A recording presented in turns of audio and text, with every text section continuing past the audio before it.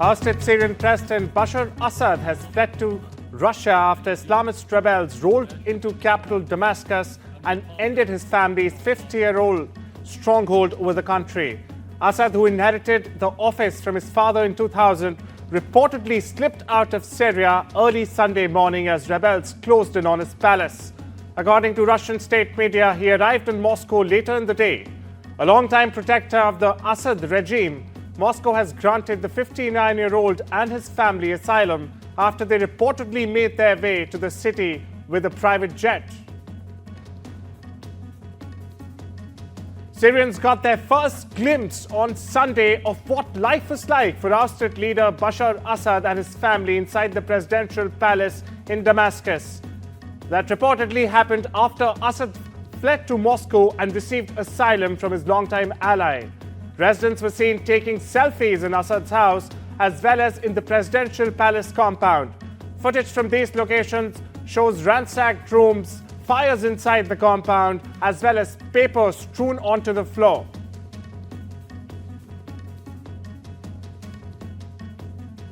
US President Joe Biden has said the sudden collapse of the Syrian government under Bashar al-Assad is a fundamental act of justice after decades of repression. But it also is a moment of risk and uncertainty for West Asia. Biden credited actions by the US and its allies for weakening Syria's backer Russia, Iran and Hezbollah.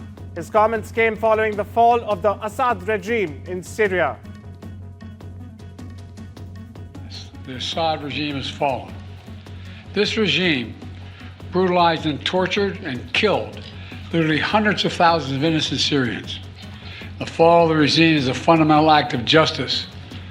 It's a moment of historic opportunity for the long-suffering people of Syria to build a better future for their proud country. It's also a moment of risk and uncertainty.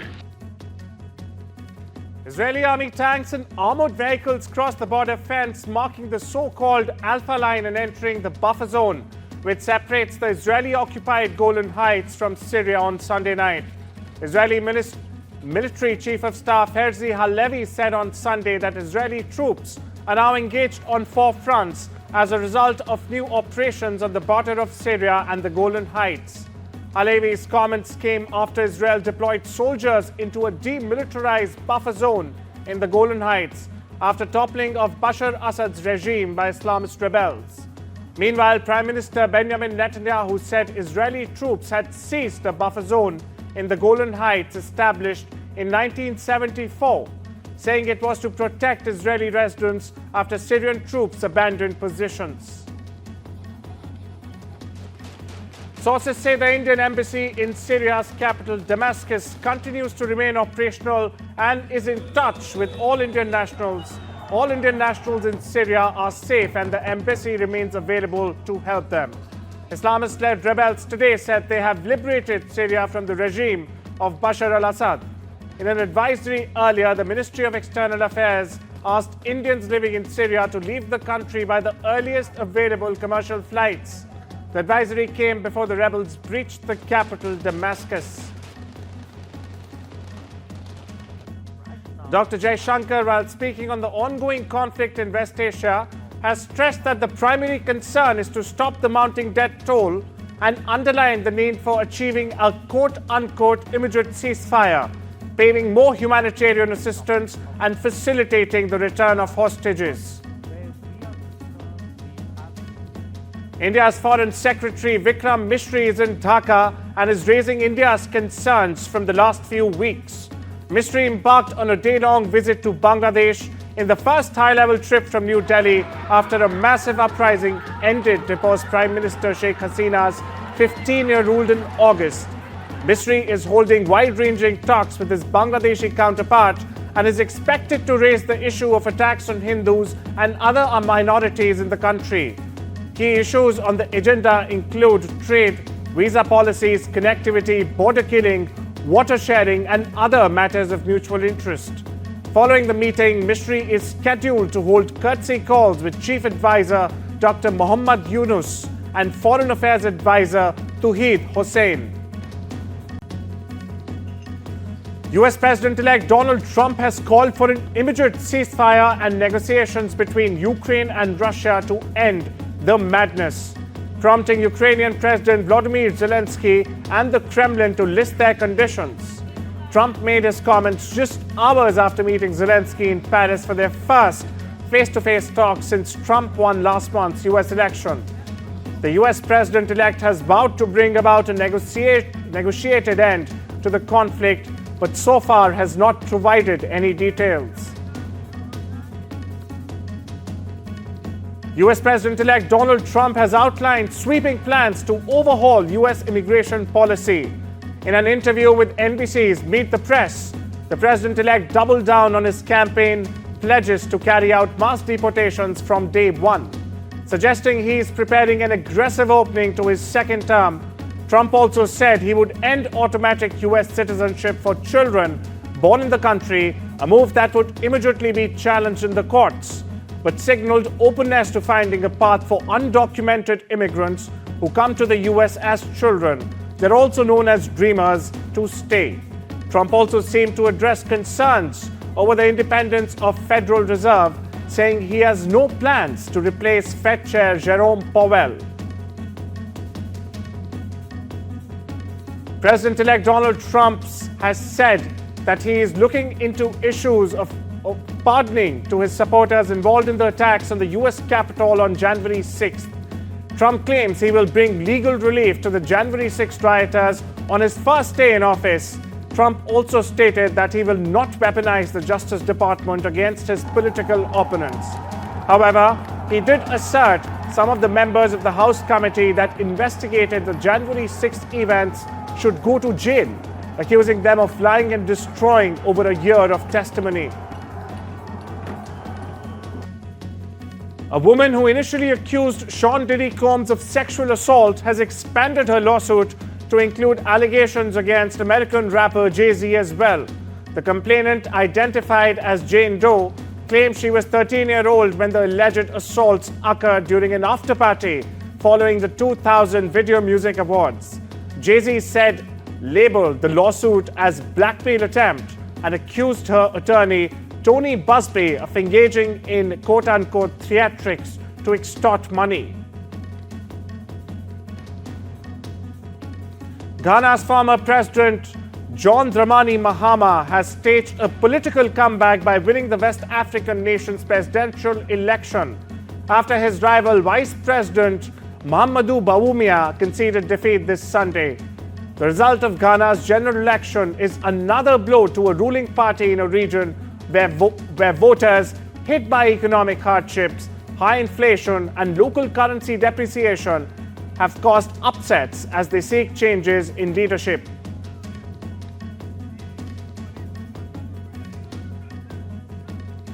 Australian law enforcement authorities declared the Melbourne synagogue arson attack a terrorist act. Police said that the declaration gave investigators more resources, information, and legal powers to pursue 3 suspects. Victoria Police Chief Commissioner Shane Patton added that investigators had made significant progress, but declined to detail the progress for now. Take a listen. That Joint Management Committee meeting has recommended that their belief is that this is likely a terrorist incident that has occurred. Based on that advice, we will now transition the investigation under the umbrella of the Joint Counter-Terrorism Team, which is a joint team ran by the Australian Federal Police and Victoria Police with expertise in these investigations, and we will continue that investigation. As I said, they will continue to be supported though by our arson explosives detectives and a range of other Victoria Police specialist resources. South Korean authorities have imposed an overseas travel ban on President Yoon Suk-yeol as prosecutors weigh possible insurrection charges over his botched attempt to impose martial law last week. While Yoon survived an impeachment vote in an opposition-led parliament on Saturday, his political survival now hangs in tatters. The travel ban on the country's embattled leader was confirmed by the Corruption Investigation Office on Monday. His party previously said they will seek Yoon's resignation and urged the president to be suspended from duties to protect the country from grave danger. China's top leaders plan to loosen monetary policy and expand fiscal spending next year as Beijing braces for a second trade war when Donald Trump takes office next month. The 24-man Politburo led by President Xi Jinping announced it will embrace a moderately loose strategy for monetary policy in 2025, marking its first major shift in stance since 2011. According to official Xinhua news agency, the body also adopted stronger language on fiscal policy, saying it will be more proactive, a step up from proactive.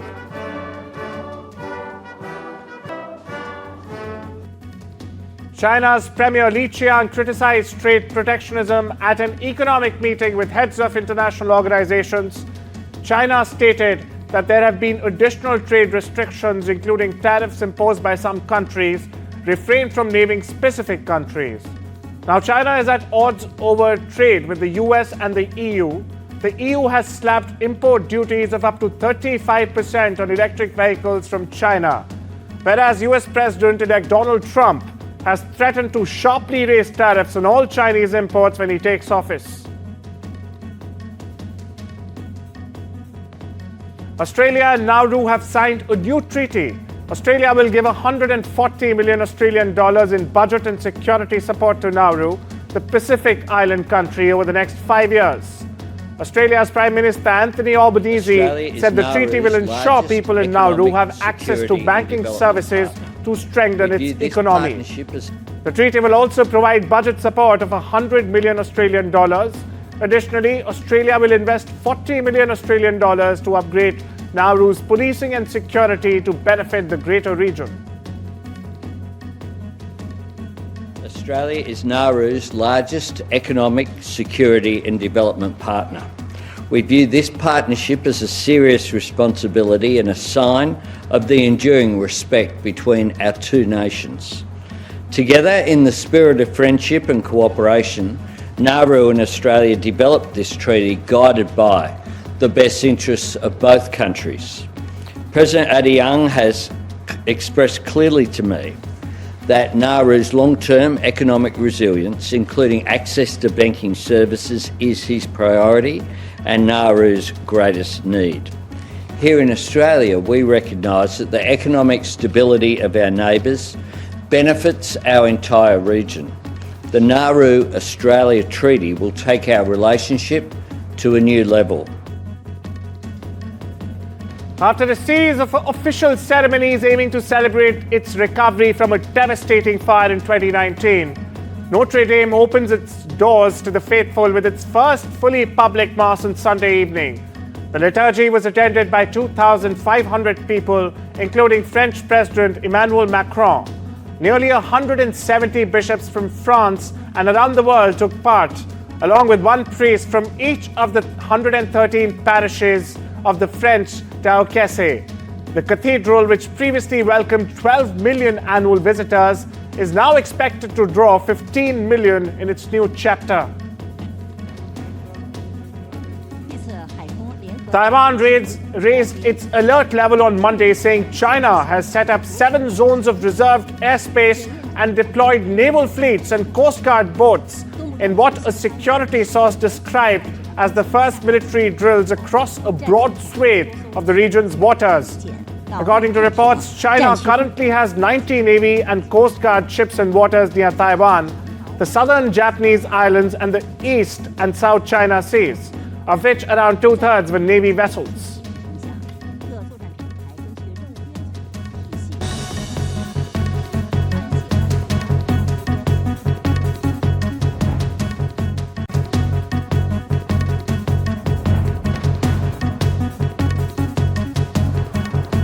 Nation shares struggled with a slide in South Korea on Monday. This comes ahead of a packed week of central bank meetings that should see borrowing costs take a step lower, while US inflation data are the last hurdle to see a further policy easing there.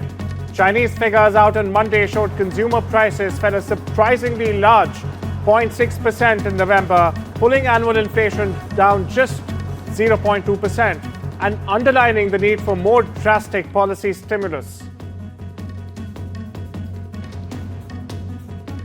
China's top electric vehicle producer Build Your Dreams, or BYD, has shown further market share gains, putting it on course to exceed its annual growth.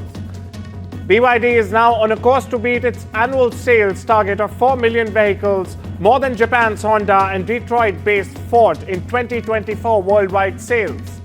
Now, BYD has been on an extraordinary expansion this year, growing capacity and undertaking a massive hiring spree to turbocharge revenue.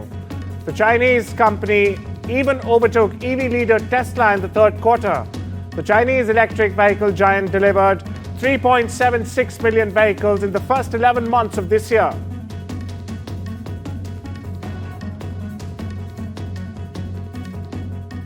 Private sector data by Tokyo Shoko Research shows Japan's bankruptcy filings this year are set to surpass 10,000 and hit the highest since 2013.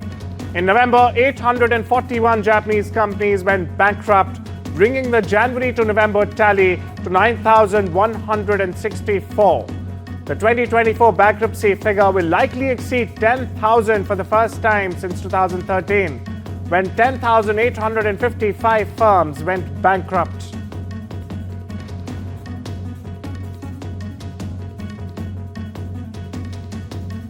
Volkswagen and Labour representatives will hold a fourth round of talks over wage cuts and possible plant closures in what has become an increasingly bitter standoff that will be flanked by strikes at the carmakers' main German sites on Monday.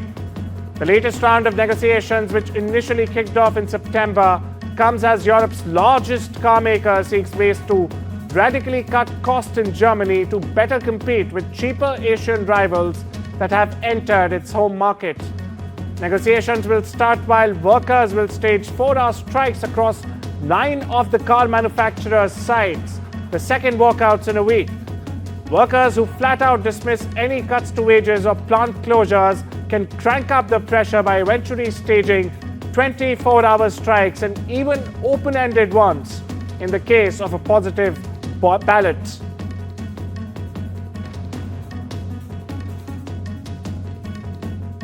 UK's Domino's Pizza Group has reached a new 5-year framework with its franchise partners.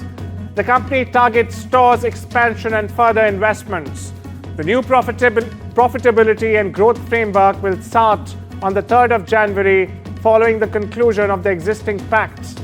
The framework, which got unanimous support from partners, aligns the company with franchisees through shared investment in marketing and technology.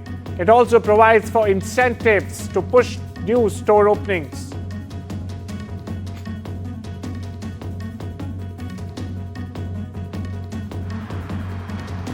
Notre Dame Cathedral reopens after 5 years. A special celebration begins in Shanghai. A customized double-decker bus for the Eternal Notre Dame VR journey features decorative elements combining Chinese and French characteristics. The second stop was the ongoing Eternal Notre Dame Immersive VR Experience exhibition at the Shanghai Exhibition Center. Visitors embarked on a unique 45-minute exploration journey through entering the exhibition hall and putting on VR glasses. The exhibition will continue until the 28th of February 2025. Listen in.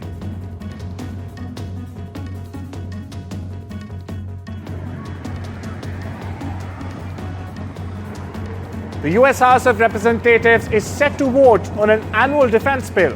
The bill includes just over $3 billion for telecom companies to remove equipment made by Chinese telecom firms Huawei and ZTE from American wireless networks.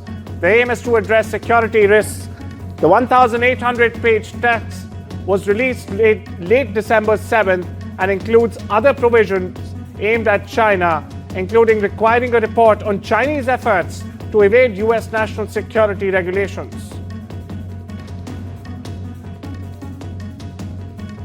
The US government has approved the export of advanced artificial intelligence chips to a Microsoft-operated facility in the UAE. This comes as part of the company's partnership with Emirati AI firm G42. Microsoft invested $1.5 billion in G42 earlier this year, giving the US company a minority stake and a board seat. As part of the deal, G42 would use Microsoft's cloud services to run its artificial intelligence applications.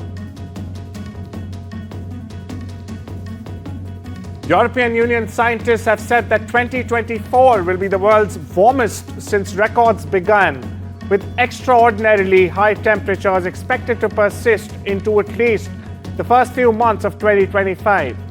The data from the EU's Copernicus Climate Change Services, or the C3S, comes 2 weeks after UN climate talks yielded a $300 billion deal to tackle climate change.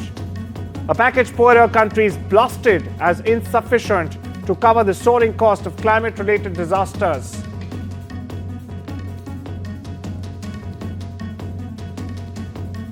Indian chess grandmaster Gukesh Dommaraju won Game 11 and has taken a crucial 6-5 lead in the FIDE World Championship in Singapore on the 8th of December. Dommaraju made a brilliant opening move that took his opponent by surprise and was focused to spend 38 minutes for his fourth move. However, Gukesh failed to take advantage and had to spend more than an hour on his 11th move before gathering himself to be in contention. Game 12 will be played today on the 9th of December before the players break for a much-needed rest. I mean, today we just thought this idea is a good one.